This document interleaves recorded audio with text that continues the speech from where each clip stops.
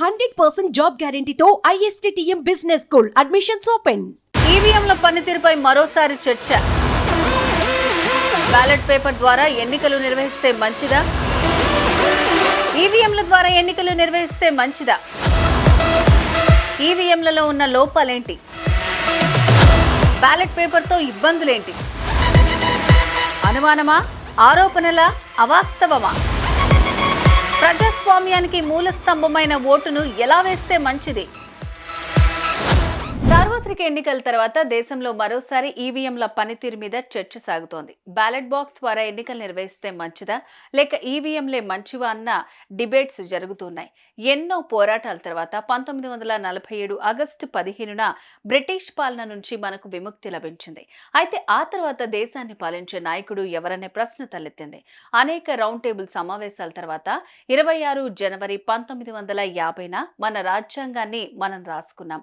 మొదటిసారిగా ఎన్నికలు 1951 అక్టోబర్ 25 నుండి 1952 ఫిబ్రవరి 21 వరకు సుమారు 5 నెలల పాటు జరిగాయి.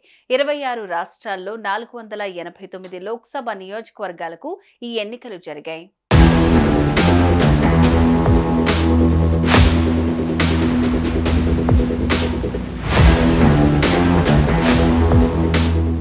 అప్పటి భారతదేశ జనాభాలో 49% అంటే దాదాపు 17,32,12,343 మంది ఓటర్లుగా నమోదు చేసుకున్నారు.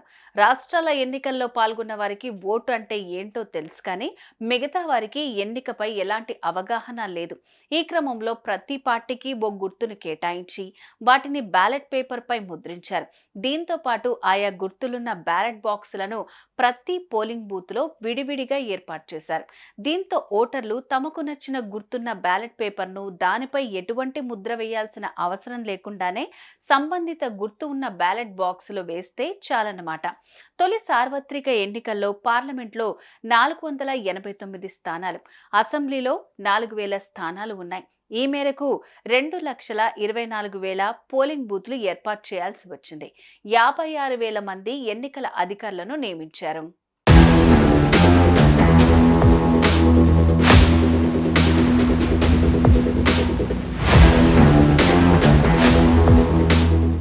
మనం వేసే ప్రతి ఓటు ప్రజాస్వామ్య ప్రక్రియకు మూల స్తంభం లాంటిది. ఓటర్లు పోలింగ్ స్టేషన్కు వచ్చినప్పుడు ఎన్నికల ఎంపిక జాబితాతో కూడిన బ్యాలెట్ పత్రాన్ని వారికి అందజేస్తారు.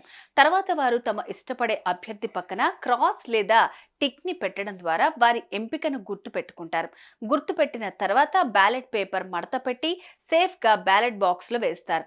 దీని ద్వారా ఓటర్లు తమ ఎంపికను నేరుగా చూసుకోవడానికి అవకాశం ఉంటుంది. బ్యాలెట్ పత్రాలను అన్ని వయసుల వారు తేలిగ్గా అర్థం చేసుకోవచ్చు. అయితే బ్యాలెట్ పేపర్ల వల్ల కొన్ని ప్రతికూలతలు కూడా ఉన్నాయి. పేపర్ బ్యాలెట్ల లెక్కింపు అనేది చాలా సమయం తీసుకునే ప్రక్రియ. పెద్ద సంఖ్యలో సిబ్బంది అవసరం. దీంతో ఎన్నికల ఫలితాల ప్రకటన ఆలస్యమయ్యే అవకాశం ఉంది. మిలియన్ల కొద్దీ పేపర్ బ్యాలెట్లను ముద్రించడం, పంపిణీ చేయడం, సేకరించడం లాజిస్టిక్గా సవాలు ఖరీదైనది కూడా.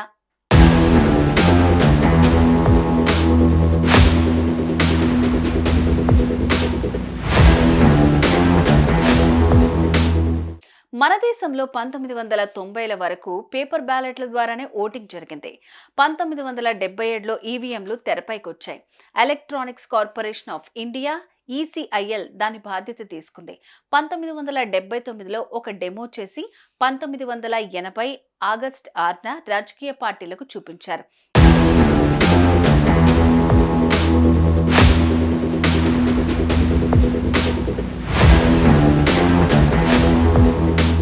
భారత్ ఎలక్ట్రానిక్స్, BEL, ECIL ఈవీఎంల తయారీకి పుంజుకున్నాయి. 1982లో కేరళలోని పరపూర్ అసెంబ్లీ నియోజకవర్గానికి జరిగిన ఉప ఎన్నికల్లో ఈవీఎంలను మొదటిసారిగా పరిమిత సంఖ్యలో పరీక్షించారు.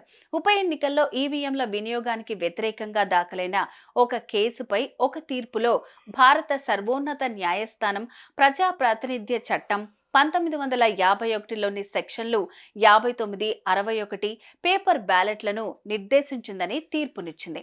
ఎలక్ట్రానిక్ ఓటింగ్తో సహా ఏదైనా ఇతర సాంకేతిక పరిజ్ఞానాన్ని ఉపయోగించడం, ప్రత్యామ్నాయ సాంకేతికతను ఉపయోగించాలంటే భారత పార్లమెంటు చట్టాన్ని సవరించాల్సి ఉంటుందని కోర్టు తీర్పిచ్చింది.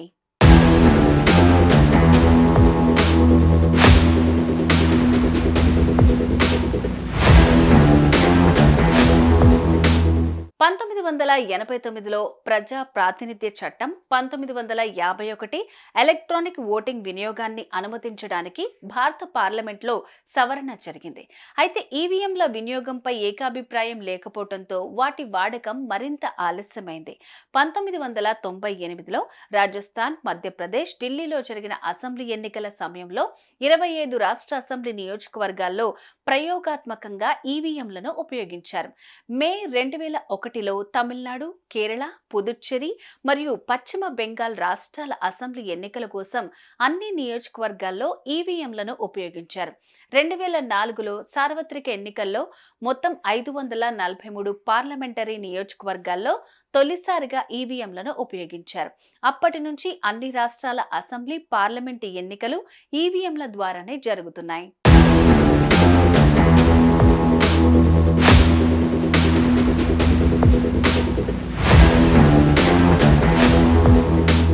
టెక్నాలజీ అభివృద్ధి చెందడంతో అనేక దేశాల్లో ఈవీఎంలు ప్రత్యామ్నాయ పద్ధతిగా ఉద్భవించాయి.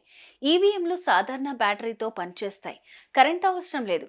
ఒక్కొక్క ఈవీఎం రికార్డింగ్ గరిష్టంగా 2000 ఓట్లను నమోదు చేయగలదు. ఈవీఎం యొక్క గొప్ప విషయం ఏంటంటే అకస్మాత్తుగా అది కొన్ని కారణాల వల్ల పనిచేయటం ఆగిపోయినట్లయితే దాన్ని కొత్త దాంతో రీప్లేస్ చేయొచ్చు. ఓట్లు పూర్తిగా సేఫ్గా ఉంటాయి. పోలింగ్ అధికారి డేటాను తొలగించే వరకు ఇది ఫలితాలను మెమరీలో స్టోర్ అయి ఉంచుతుంది.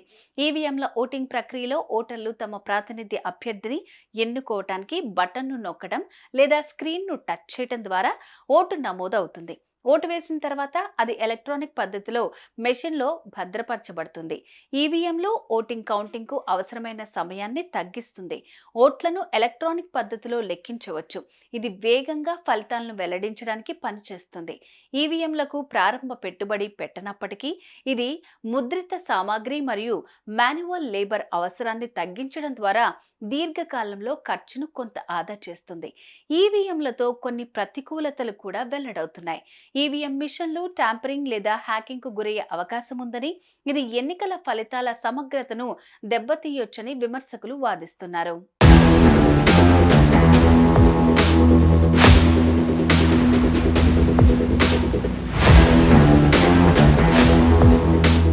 రాబోయే ఎన్నికల్లో దేశ ఓటర్ల సంఖ్య మరింత పెరుగుతుందని అంచనా. ఇలాంటి సమయంలో మాన్యువల్గా ఓట్లను లెక్కించడం చాలా కష్టం. ఓట్ల లెక్కింపు జరిగి ఫలితం రావడానికి చాలా రోజుల సమయమే పడుతుంది. ఈవీఎం ట్యాంపరింగ్పై ఆరోపణలు వినిపిస్తున్నప్పటికీ ఇంతవరకు అది సాధ్యమయ్యే సాక్ష్యాధారాలు లేవు. అయితే ఎన్నికల సమయంలో ఓట్లు వేయడానికి పేపర్ బ్యాలెట్లను ఉపయోగిస్తున్నప్పుడు కూడా అనేక వివాదాలు చోటు చేసుకున్నాయి. ఈవీఎంలను ట్యాంపరింగ్ చేసినట్లు రుజువు లేకపోతే అవి ఖచ్చితంగా మంచి ఎంపిక. ఒకవేళ హ్యాకింగ్ సాధ్యమైతే ముందస్తుగా ఈవీఎంలను ట్యాంపర్ ప్రూఫ్ చేయడానికి పరిశోధనలు సాగాలి.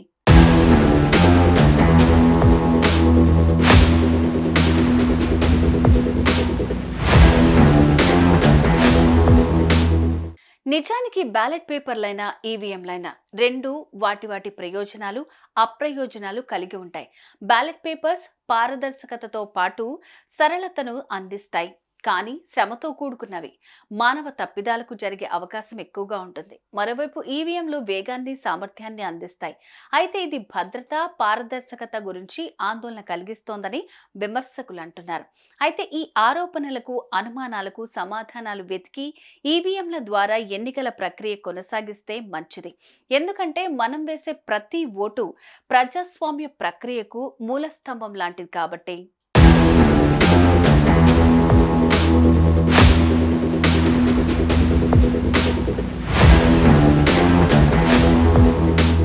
సుమన్ టీవీలో మీ పర్సనల్ అండ్ బిజినెస్ ప్రమోషన్స్ కోసం కింది నెంబర్కి కాంటాక్ట్ చేయండి.